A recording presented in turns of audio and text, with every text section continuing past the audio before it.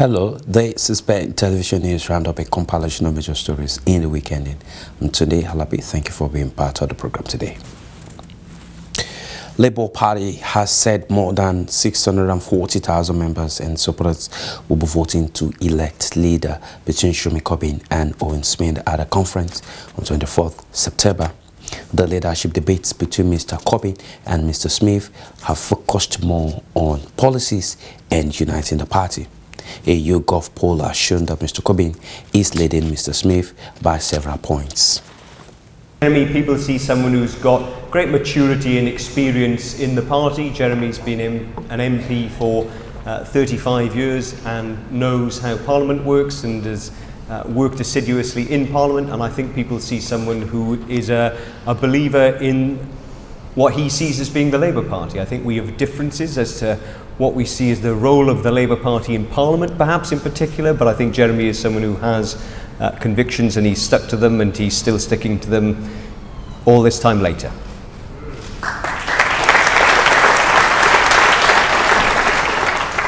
Jeremy, just to pick up on one of the points that you made there about the pair of you both debating sort of respectfully, do you think the tone of the leadership debate has reflected that?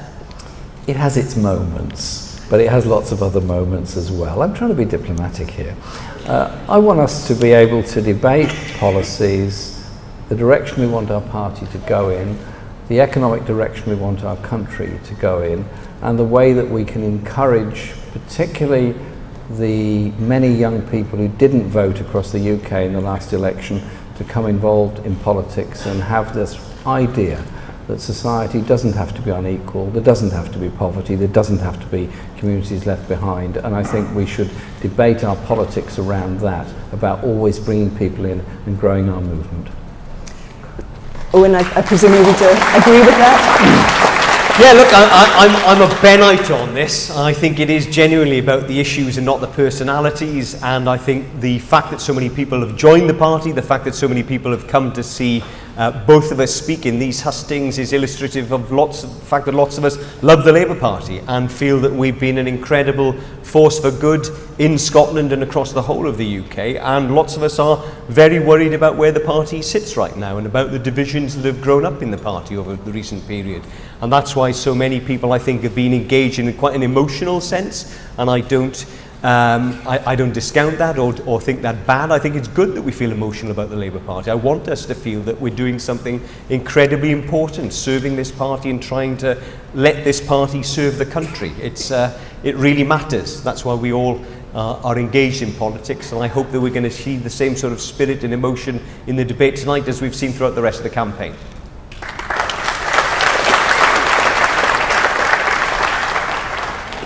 Moving on from the campaign to the candidate who's elected leader, what are the particular leadership challenges facing that new leader of the party, and how do you propose to tackle them? Owen Smith. Well, I think the big challenge we face is immediately unity. As I say, the party is very divided right now. I set out only this week one of the ways in which I think we need to heal that divide in the party, and that is to genuinely make the members much more front and centre for us to do what Jeremy has talked about and democratise the party. So I've said that we need to, for example, make every member of the party a member of the National Policy Forum, every member and every affiliate. We can use digital means in order to make policy making a much more empowering, engaged, dynamic process in the party. And secondly, crucially, I think we do need to genuinely make conference sovereign once more. I've said that if I were the leader of the party, I would abide by conference, and I would give conference the special job for the first time signing off on Labour's manifesto. That way we can all be certain that we've got a radical manifesto. Sorry, Owen, can I get you to stick to your time? Thank you. Jeremy. Our party membership has now grown to over 500,000. 300,000 people have joined in the past year, and I think that's a huge achievement, and we should all be very pleased and very proud of that. We've also gained union affiliations from the Fire Brigades Union and others, and there is a unity of purpose amongst the vast majority of members of the party who want us to follow an economic agenda which is about investment, which is about tackling inequality, which is about dealing with workers' rights and working conditions. After this election, the Parliamentary Labour Party, I hope, will recognise the result of this election and recognise that when we come together as a movement, as members, as MPs, we can take on and can defeat the Tories.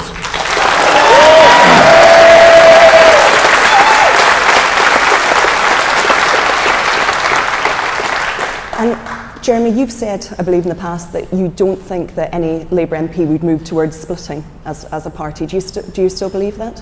Well, I hope no Labour MP will want to do anything of the kind. It's an enormous honour to be selected and elected as a Labour Member of Parliament. You have a huge responsibility to the community that's elected you and to the party that has selected you and put you there. So the idea, as happened with the SDP in the 1980s, that you can suddenly walk away into the arms of wealthy donors and set up some other organisation is a complete and utter anathema to me. I want our party to be democratic and accountable. And Owen, I believe that in the past that you've said that there could be a split if Jeremy were to return as Labour leader. Yeah, well, let me be clear. I mean, I will never play any part in splitting the Labour Party. I've been Labour all my life and I'll be Labour till I die. For me, there is the Labour Party or nothing.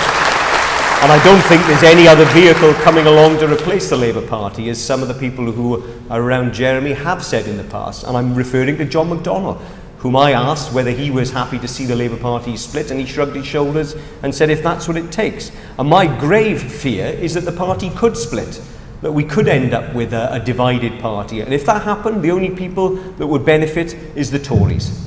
And the real losers would be the working people of Britain, of Scotland and elsewhere. So it is essential that we guard against a split. But in order to do that, I do feel we need to change the leader of the Labour Party in order to make sure that we can come back together. Okay, the next submitted question. Do the candidates think this should be the last leadership election before the next general election? Jeremy, that comes back to you. Well, it's not in my hands, it's in the hands of the Parliamentary Labour Party. I was disappointed that those resigned from the shadow cabinet. I was disappointed that the Parliamentary Labour Party decided to have this election at the very point when the Tories had just elected a new leader, and we could have been taking a whole economic onslaught against the Tory government at this time. However, that was not to be. We have the election and the election is going ahead.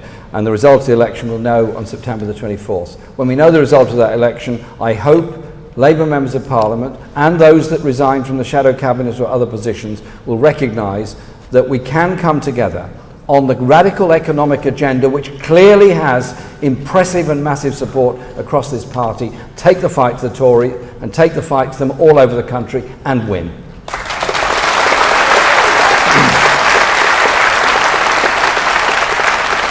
And Owen. Well, I do hope it's the last leadership election we have before the next election, because Jeremy's right, we need to get on with taking on the Tories and winning that election. But Jeremy's changed his mind about this. Jeremy used to argue, of course, that we should have a leadership election in the Labour Party every year. That was Jeremy's policy for a long, long time. And at a period, of course, here we are in Scotland when John Smith was the leader. Jeremy was leading some of the charge against the leader of the Labour Party in the early 1990s, against John Smith on all sorts of issues, on NATO, on Ireland, on Europe. So the truth is, Jeremy has changed his tune on this issue of regular contest in the leadership. I don't think we should worry about contest in the leadership. I think we should worry about beating the Tories. That's the contest that matters in this country. That's the one we've got to get right. And the reason this contest is so important is we face the prospect of not being able to beat them for the next generation. If I can ask you again, just both try and stick to your 40 seconds for the answers. Can I come back to you, Jeremy, on that? Have you changed your position on these regular leadership elections? The rules are there that if sufficient members of Parliament decide to call a leadership election, they can do so, and that is the rules that we have. So we could end up with another election, as some colleagues have apparently said they would like to have. I would say to them, let's make this the last leadership election. Let's get ahead with the campaigning and what we have to do. And I have to say that whilst I have had disagreements with Labour leaders, I got on personally extremely well with John Smith. We had some very long and very interesting discussions on social justice issues. I think some of the language that's been used by some of my colleagues in Parliament has been more than unfortunate. I think we should treat each other with respect. Where there is a political difference, say so. It doesn't have to be personal. It never should be abusive. But above all, recognise that the vast majority of people of this country have had enough of local government cuts, health service underfunding, huge debts for graduates coming out of university, and all the other inequalities in Britain, and they want a Labour Party that's offering something very different. In the last election, we weren't different enough from what the Tories were offering. US President Barack Obama has said the impact of climate change on the environment and conservation has become destructive. He said that despite the visible impact of climate change, some members of the US Congress are still locked in debate over the existence of climate change. President Barack Obama disclosed this while addressing the Pacific Islands Conference of Leaders in the United States. Temperatures and sea levels pose an existential threat to your countries. And while some members of the U.S. Congress still seem to be debating whether climate change is real or not, many of you are already planning for new places for your people to live. Crops are withering in the Marshall Islands. Kiribati bought land in another country because theirs may someday be submerged. High seas force villagers from their homes in Fiji. And no nation, not even one as powerful as the United States, is immune from a changing climate. I saw it myself last year in our northernmost state of Alaska, where the sea is already swallowing villages and eating away at shorelines, where the permafrost thaws and the tundra is burning, where glaciers are melting at a pace unprecedented in modern times. And it was a preview of our future if the climate keeps changing faster than our efforts to address it. And that's why I've devoted so much of my time and my energy to making sure that we get this right while we still have time. I spoke about this at length in a speech earlier today, but over the past 7.5 years, America's worked to generate more clean energy, use less dirty energy, and waste less energy overall. And it's made a difference. Our investments have tripled wind power, multiplied solar power 30-fold, and in many places helped clean energy become cheaper than dirty energy. And we did all of this while fueling the longest uninterrupted streak of job growth on record. So there's no conflict between a healthy economy and a healthy planet. And that's why I've committed, along with Canada and Mexico, to get 50% of U.S. electricity from clean sources by 2025. And with many of our biggest businesses switching to clean energy, I'm absolutely confident that we can meet that goal. But that's not all. I've also made sure we're better prepared for the impacts of climate change, because even as we need to hit the brakes so that we don't go over the cliff, we're not going to come to an immediate stop. We know that there is still going to be an inevitable impact as a consequence of rising temperatures. And that means conservation has been a cornerstone of my presidency. Since taking office, I've protected more than 548 million acres of our lands and waters for our children and our grandchildren. I have to say that Teddy Roosevelt gets the credit for starting the national park system, but when you include a big chunk of the Pacific Ocean, we now have actually done more acreage than any other president.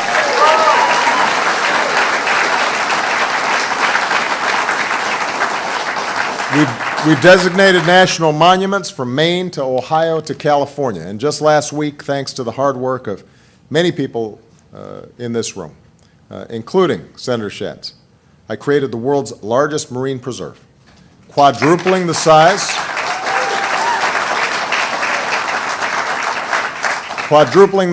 of our monument at Papahano, Mokoakai. This is an area twice the size of Texas that's going to be protected and allows us to save and study the fragile ecosystem threatened by climate change. Tomorrow I'm going to travel to the Midway atoll to see it for myself.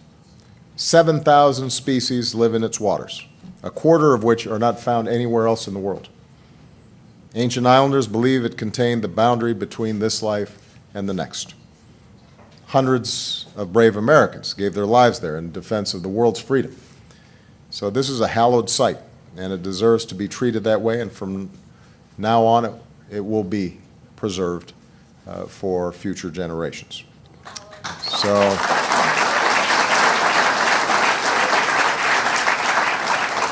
I'm very proud of these achievements, but we always have to remind ourselves no nation can do this alone. We're going to have to tackle climate change together.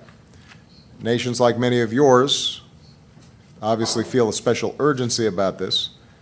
The biggest emitters, like my country and China, have a special responsibility to act to make sure that countries willing to do their part move past the dirty phase of development to move into a clean energy strategy. That was a key principle in the Paris Agreement, and I was mentioning to the leaders here, we could not have gotten a Paris Agreement without the incredible efforts and hard work of the island nations. They made an enormous difference, and we're very proud of the work that they did.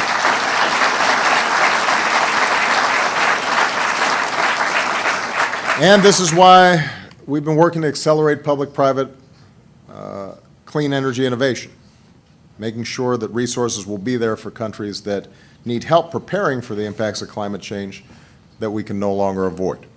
It's also why tonight I can announce more than $30 million in new commitments for our friends in the Pacific, funding for investments like stronger infrastructure, more sustainable development, and safer drinking water.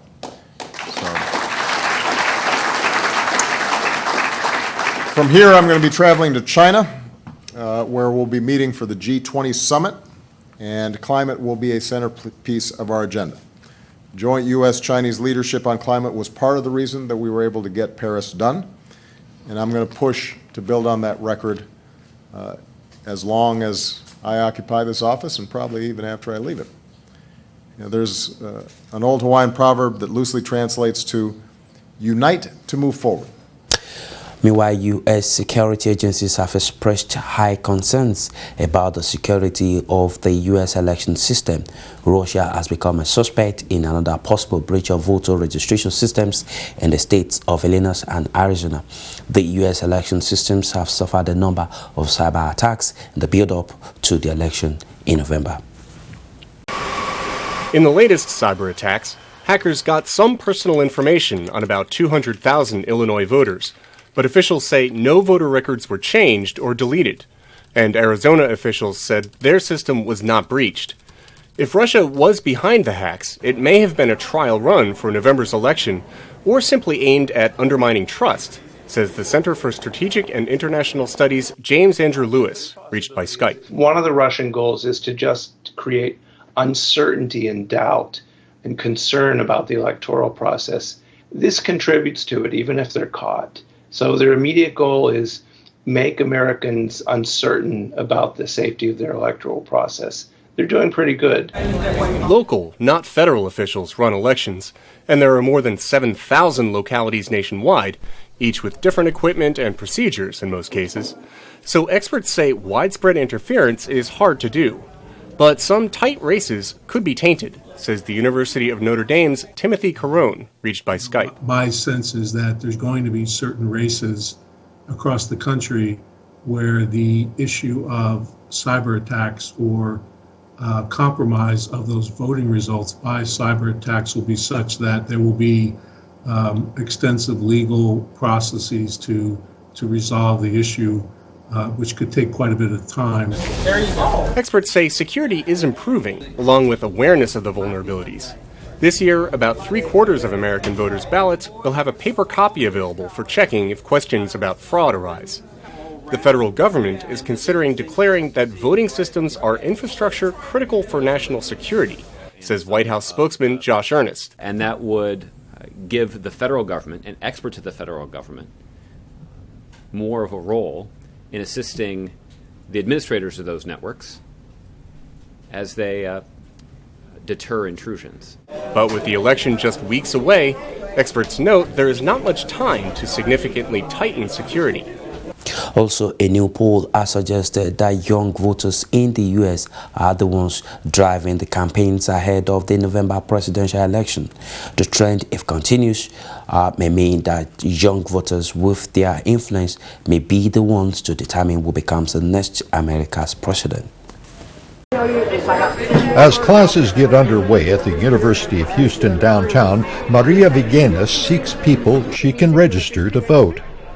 She represents a nonprofit group called Mi Familia Vota, or My Family Votes, and although she registers everyone, she's especially interested in the more than 40% of this university's students who are Hispanic and who have great influence at home. I'm seeing more of the children asking the parents to register, the children taking the registration cards to the parents, the children driving the parents to vote.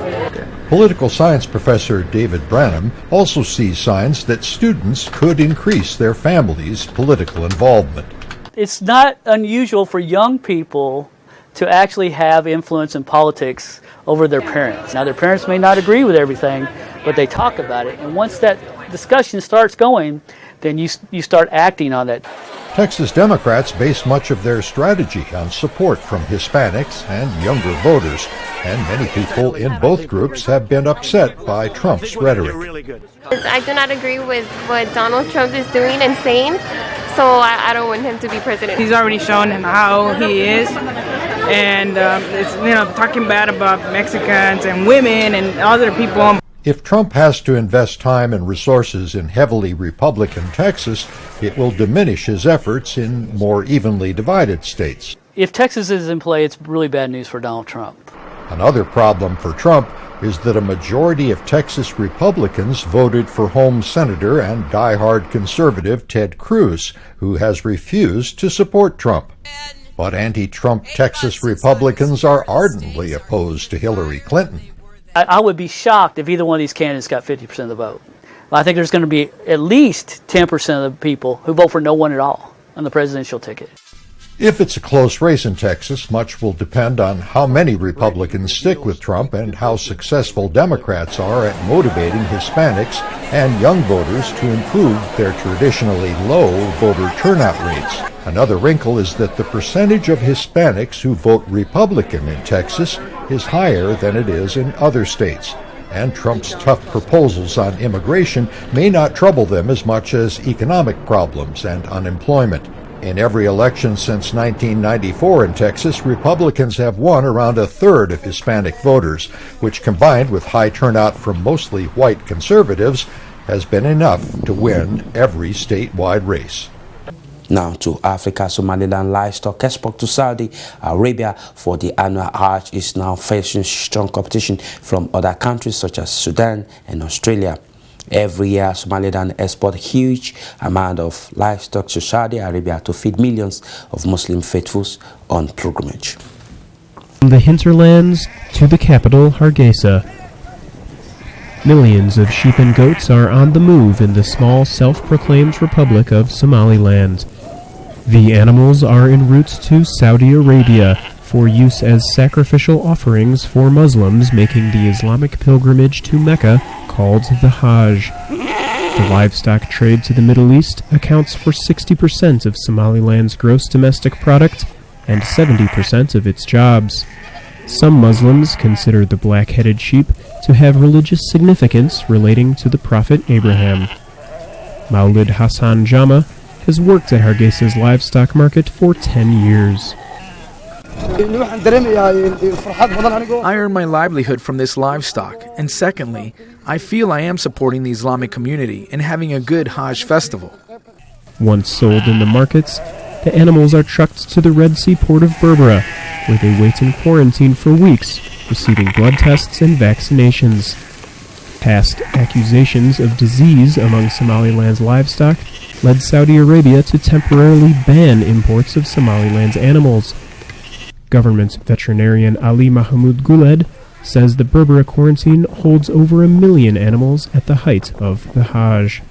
It's very, very important we guarantee that no disease is carried infected to the importing country, because then that will affect us economically, drastically, to start in a ban of our livestock. So we make sure that each and every animal living here is free of disease. After quarantine, the sheep and goats load onto ships holding between 20 and 120,000 animals. The animals are often loaded at night when the air is cooler. Somaliland now faces competition from Sudan, Australia, and other countries who also export livestock to the Hajj. Abdi Osman Haji, a researcher with the UN Food and Agriculture Organization, which supports the livestock sector, says Somaliland must modernize its industry to stay ahead. I'm sure Somaliland cannot maintain its current position if we don't improve the whole business, export business, from the whole value chain. The market facilities that are available are very dilapidated and they are not up to date. Haji says Somaliland lags behind in terms of treatment of the animals too. Animal welfare is not on the agenda here, and this has to be introduced. Also, animals when they are being exported via ships and also trucks, they are not according to international standards, and they should comply with animal welfare conditions. Even so, the annual export of animals from Somaliland to Saudi Arabia remains vital for both countries. With that report, we conclude the news roundup for this week. Thank you for being part of the program. I'm Tunde Alabi. Enjoy the rest of your week. Bye.